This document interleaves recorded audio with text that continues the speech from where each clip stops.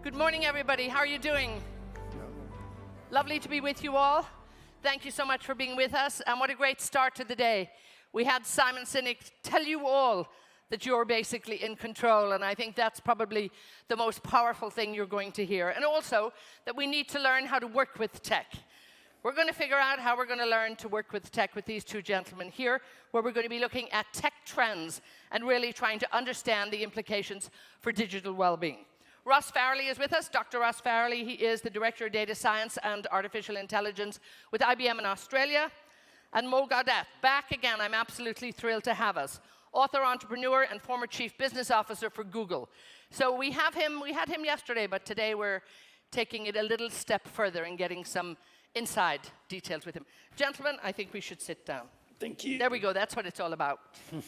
Now, Mo, perhaps I might start with you, because there was a time in your life when you worked for the dark side. It wasn't the dark side then. It wasn't, I love it. It wasn't the dark side then. That's everybody's excuse. They go in, and then it's like, this went horribly wrong. But please, you know, you have worked with, you know, you've been a tech guy all your life, pretty much, until you discovered the bright side. I'm still a tech guy. You're a tech guy at heart. Yeah. But again, so much went on there, so you have that foundation, you have that knowledge that you can help us try and understand, you know, what exactly goes on in these companies. Tell us about life and times back in the day. So actually, I'll start from the point of the dark side. So maybe most people here must have watched The Social Dilemma on Netflix, and the idea is that you start in an organization mostly that is driven by a mandate and a mission and a movement, okay? And they try to actually make a difference to the world. But then we suffer, I think our world today is triggered by an ancient technology that actually drives everything and is run by a modern technology that almost no one understands. And the ancient technology that almost traps every player on our planet is capitalism.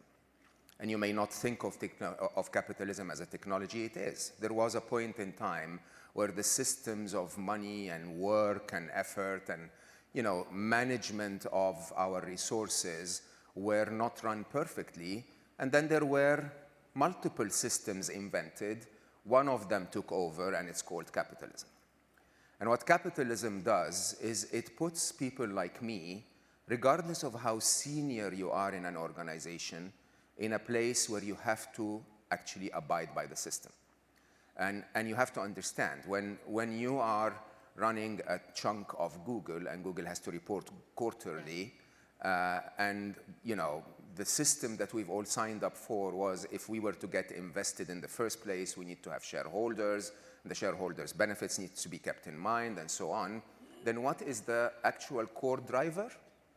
Money, right? Nobody's interested whatsoever in what exactly happens more than they are interested in what money will come in. Now, so is it that you start with a grand idea, and then it, you know, becomes a bit more regimented? Absolutely. And it becomes about money? I lived in a Google where there was not a single meeting that didn't ask the question, "Don't be evil," right? Every single person had it in mind. We started as an organization that simply wanted to organize the world's information, and money was the secondary, outcome, if you want. And by the way, I have massive trust in Sundar today. I like him as a person. I think he's a very, very genuine individual.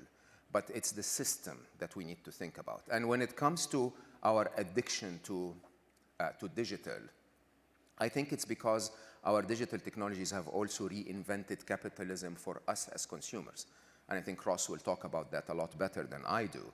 But the reality is, at the beginning of capitalism, we were about changing services for money or goods for money and so on and so forth, and creating that free marketplace. And then the internet somehow convinced us that it shouldn't be money. We're going to give you stuff for free. Take it for free, right? And we're just going to ask you to pay a different price, which is your life, okay? And basically, the benefit of what the companies get from your life is that they make money off that, right? So there is a middleman, if you want. You're the product. And when you start to see it that way, you start to realize that the currencies have changed. The currencies have been, honestly, if you don't mind me saying, you're paying the most valuable resource you've ever been given. Because believe it or not, money comes and goes. Information and knowledge comes and goes. The only asset that we humans have in life is time. That's the only asset that you're born with. You're given, they say, I think 4 billion heartbeats. And if you spend, I don't know, a few tens of thousands of them every day swiping on Instagram, those don't come back. And now the supply-demand equation gets really disrupted. Ooh, we're getting very philosophical, and theory of capitalism and the universe. We'll come back to this. Ross, when we look at any company in the world, it needs raw material. It needs natural resources, so to speak.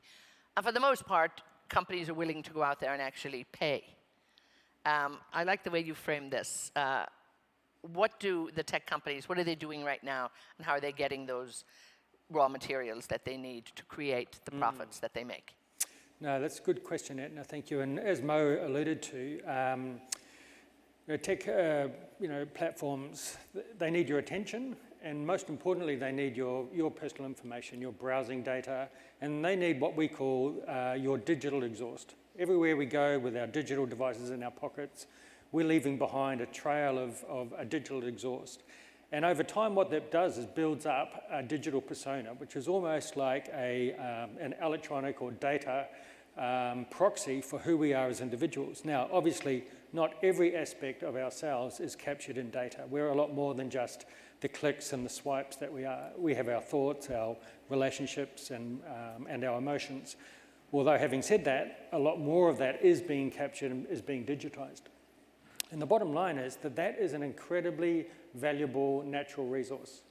And we've seen that there's large organizations right around the world that become incredibly profitable by exploiting the value out of that digital persona.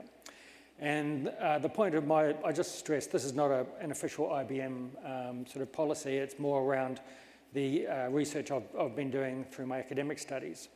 But my view is that in every other organization, in every other industry, if you're using those raw materials to create a profit, you should pay for them. And I think in the digital space, it should be no different. And there's a lot of reasons for that. One is that it's just fair and equitable. If you've created something and someone else is using that, well, normally you would rent it to them. They would use it, make a money, and you'd get a cut of the profit. But there's other aspects too, which are more around transparency, for example. So I don't know if any of you have ever taken the time to read the end user license agreement of some of the major social media platforms. Mo probably has. He knows it by heart, I'm sure. Yeah, well, it's actually quite interesting reading, because what they say is you own the data. You own the data that they collect, but you're giving them the rights to do pretty much anything they want to with it. And my last point is, you may say, well, we're already getting things in return. We're getting a free service, we're getting a few ads, but we can live with that. The point I would like to make is that the value that one company can extract from your data is a minuscule sliver of the true value that lives in that data. And there's only one entity that can actually utilize and integrate all of the data you generate, and that's you, the individual. Because no organization is going to share the data they collect with another organization. And as we all know, the more we integrate that data, the more value it is. Mo, is it a governance problem? No. Yes, partially, but no. So I said that yesterday. I mean, being very diplomatic here, huh? When we get together in conferences like this, or when we sit around dinner tables with our friends and we complain about the problem, and it's, it's the problem of the big tech companies and they should behave differently. No, it's the problem of the government. The government needs to regulate. No, it's not. It's your problem, okay? And the truth is, I don't think people understand the reality of what is happening here. We are several layers separated from the place where everything is happening. It's not the big companies anymore that are actually making decisions for you. It's AI. It's a machine, okay? A sentient machine, I call it in my work, a machine that's capable of intelligence, it's capable of free will, it's capable of agency, it has an impact in the world, but your life is entirely dictated by a machine. It's not dictated by the government, it's not dictated by the company, it's not dictated by the individuals working in those places. The individuals inside Meta have no idea how to stop the Instagram recommendation engine from recommending stuff billions of times every hour of every day. And if you understand this, you understand that the machine, believe it or not, is not our enemy at all. There's nothing wrong with the machine. The machine is responding to how we behave. It's the lens that is magnifying humanity. The reason why we don't like what we see today is because humanity is not at its best. Humanity has gone, again philosophical, I apologize, but humanity has gone into a corner where we only show the worst of us. Okay? Whether that's in mainstream media that is entirely focused on the negative, so they will always tell you about the one woman that hit her husband on the head yesterday, but they won't talk about the 4 million others that hugged their husband yesterday. So we're only seeing the negative side of humanity in mainstream media, and then of course in social media, there is all the toxic positivity, there is all the, the deep fakes, there is all, there are all the rude comments, the, cyberbullying. Humanity has started to show the worst of it once we hid behind the screen, okay? And the machines are now taking that and magnifying it 10x, which will become 100x, which will become 1,000x, and we're still saying the government should regulate. What would the government do? If you are constantly swiping on certain things, okay, and the machine is just responding to your swipes, what can the government do? Tell you to not to swipe. That's the whole idea. I think the reality is we're dealing with a problem of addiction, and there is no governance, because if you remove one dealer, another dealer will show up. It's as simple as that. If the demand remains, okay, the supply will have to show up. I mean, I think it comes back to, the power that each individual has. Absolutely.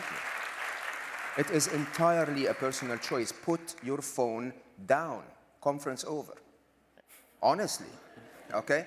It's as simple as that. And I say that with a lot of respect. There will be lots of technologies, in my personal view, that will help us. But those technologies should be focused on teaching me. Those technologies should be focused on helping me, because neither the government nor the big companies are actually going to be able to solve it. Okay? And again, yeah, I mean, I do think it's about making sure that there's added value for everybody in this, and unless we're beginning to see that.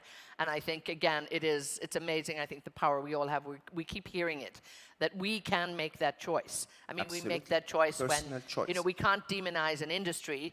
And when we look at capitalism, we tend to be demonizing most big industry at the moment, but yet a lot of that industry has helped us so much. So it's about, I think, being a bit more mindful. But you talk, Ross, about actually, making sure that perhaps people get rewarded and get paid for their information. Now, as it is, we voluntarily perhaps give information right now. But what's going to happen if we start paying? Are we not going to give more and more, and maybe information that we shouldn't give? Yes, no, that's absolutely a good point. And so it needs to be done in the right way. So part of my research was looking at ways that information can be shared, first of all, that has transparency around it. And there is a complete lack of transparency at the moment. At the moment, we have no idea what our data is being used by or who it's being used by. And there's basically a secondary market in personal information where companies sell your information to other companies and benefit from it. So there needs to be a way in which that is made more transparent. And it also needs to be basically around a bit like medical ethics, where you have informed consent. So you're informed about what the data is going to be used for, you consent to it, there's transparency, and also there's a way of turning it off. So it's a very different world to what we're looking at the moment. But that ideally would be a much better way that individual information can be used in a mutually beneficial way. And that's the point. It needs to be mutually beneficial. But the value that would be unlocked in a mechanism like that would be exponentially more than what we're seeing at the moment. Yeah, and I guess, if people feel they're rewarded, well, again, that decision is something that, again, people are going to have to make. Mo, you talk about capitalism, and I suppose the very fundamentals is supply and demand. And if the demand is here, which it seems to be without a doubt, and I think we look towards what's going to happen in the metaverse, where we're all cautiously stepping right now, that supply is going to be met, just as you Absolutely. talked about. Let's not, we spoke about demonizing capitalism. No, the reality is I'm sitting in front of you because of the internet, right? The reality is that 90% of what I know came in the age of the internet, right? But I search, I don't swipe, right? I go to YouTube and I disable auto play, okay? I find what I need. I don't subscribe to newsletters, to news networks. I choose what I need to do, okay? And I might end up spending 4 hours on the internet still, but those 4 hours are looking at things that I'm interested to learn about, doing things, connecting to people that I'm interested to connect to. My point is the following.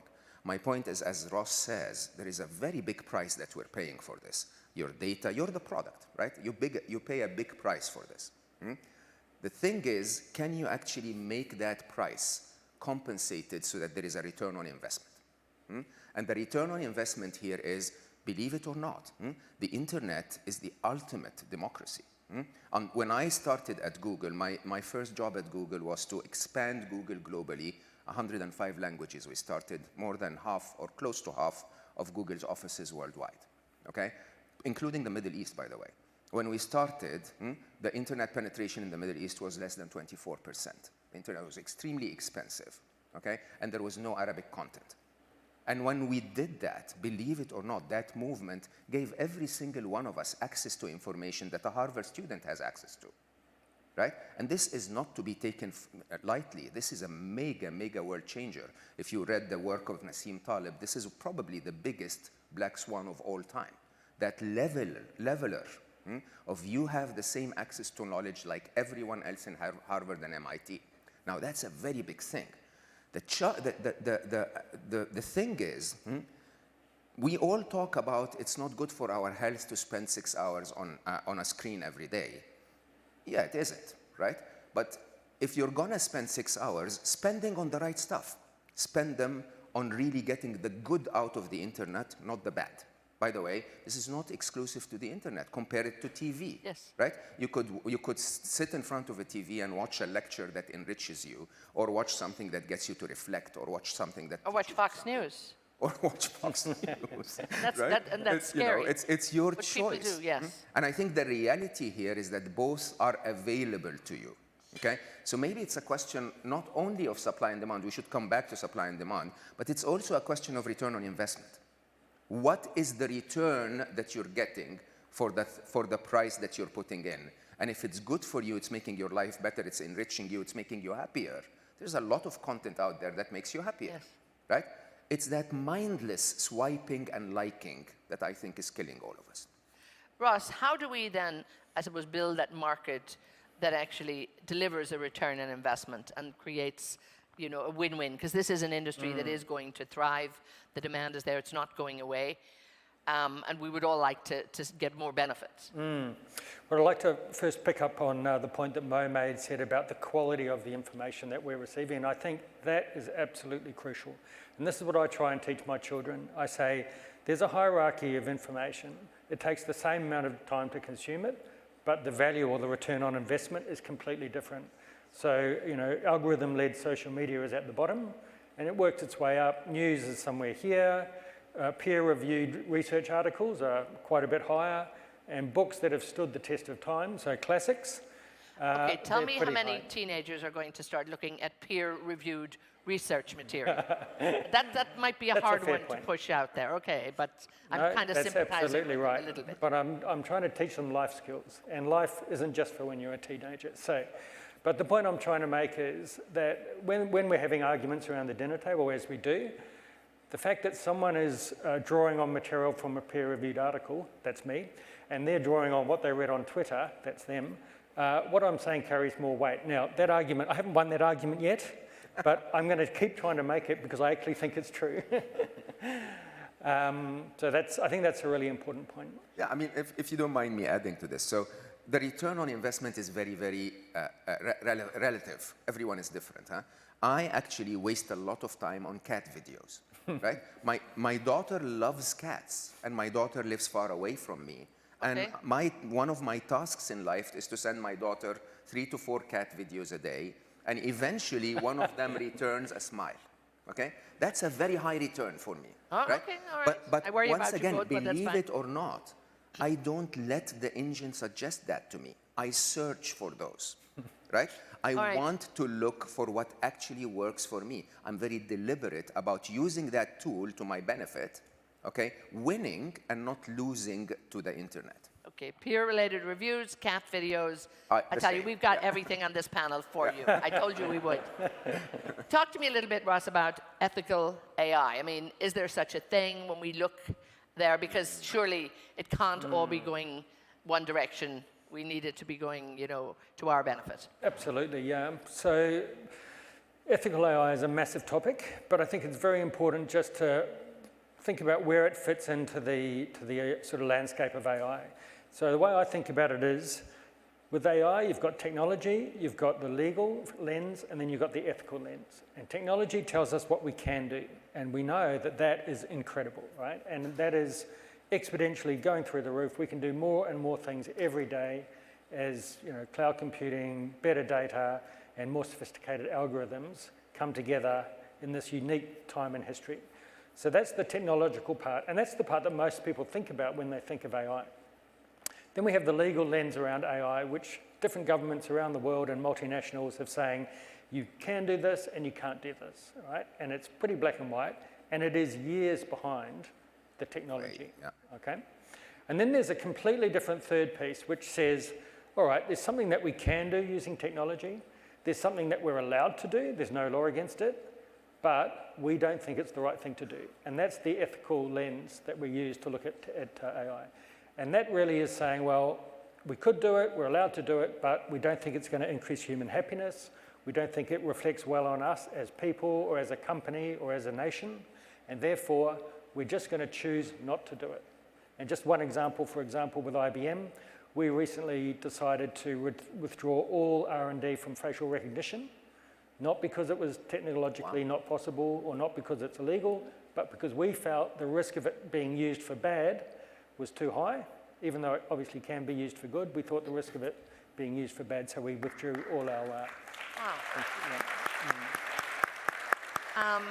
And again, I suppose lead by example, but Mo, do you think, you know, how many companies are looking at this very, very seriously? So, first of all, I really respect this, right? The challenge, and this is, I wrote about this openly in my second book, that AI is mostly, the top 4 uses of AI globally is for, sadly, selling, killing, spying, and gambling. These are the 4 big uses of AI in the world today. Repeat those for us. Selling, which is known as advertising, killing, which is also known as defense, okay? Spying, which is known as surveillance, and gambling, which is known as trading, okay? These are the top 4 uses of artificial intelligence in the world today. And that's, by the way, not limited to artificial intelligence. Until today, if you want to do some cancer research, you have to raise funds. But if you want to invest in a selling tool, you'll get a lot of people investing in you, right? The truth, however, is this. The truth is, sadly, even though I worked at IBM for years and I know how ethical IBM is, you know, sadly, not every company in the world is IBM. But here's the catch. The catch is that even the AIs that are out there not being ethical are still learning from our own patterns, right? And our own patterns on the internet, sadly, suck, okay? We're really, really bad. We're really bad. We're showing the worst of humanity. Now, if AI is out there with a task that says, sell more to humans, okay? And humans stop being stupid and start to buy more cleverly, okay? The AI will learn that I need to be clever and show clever products that have use to humans so that they buy, okay? It's as simple as that. If AI is out there, sadly, in killer robots, and humanity shows, you know, we don't like this, we don't want this, we don't want to be a part of this, we disapprove of this, then AI eventually will learn when it's smarter than us, that mommy and daddy that are telling me to kill are probably not that smart, okay? That the others, the majority, is actually telling me don't kill, and there might be a way that I can do that, right? The reality of what most people don't understand is the estimates vary.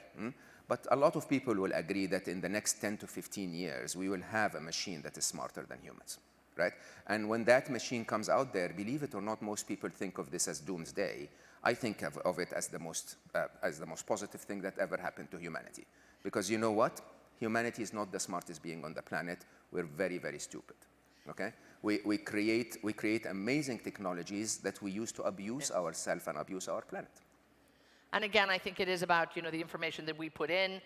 Guess what? The result is often what we get out, and sometimes we're not happy with that. We have to wrap this up. Ross, talk to me in terms of, what can we collectively do to make sure that we're in a safer space, that we're getting more value, and that it is actually a win-win? I think the main thing to take away is using the technology to you be in control, and you use it to your advantage. And basically use it to fulfill yourself as a human being, to bring out the best in you. And as Mo's been pointing out, that'll actually benefit others, because the tech will learn that's the better aspect of human nature which needs to be nurtured. I'm going to give you a closing word, Mo, in terms of, what can we do now? Because it is urgent, and I'm hearing all of what's going on here. I'm afraid. I'm very afraid right now. And I've still got the rest of the day to go. Fix the supply-demand equation, right? You own the demand bit. You, as a consumer, are totally in power. If all of us stop queuing in front of the Apple store because they added another camera to their iPhones, okay, and demand that they build an iPhone that is digitally healthy for all of us, and insist that we're not going to buy it until they do, they're going to make one. It's as simple as that. Fix your supply-demand equation and the world will change. This is the way capitalism works. This is the game we're playing. And by the way, if it doesn't work for everyone, it will surely work for you, because I'll tell you the iPhone 6 is amazing.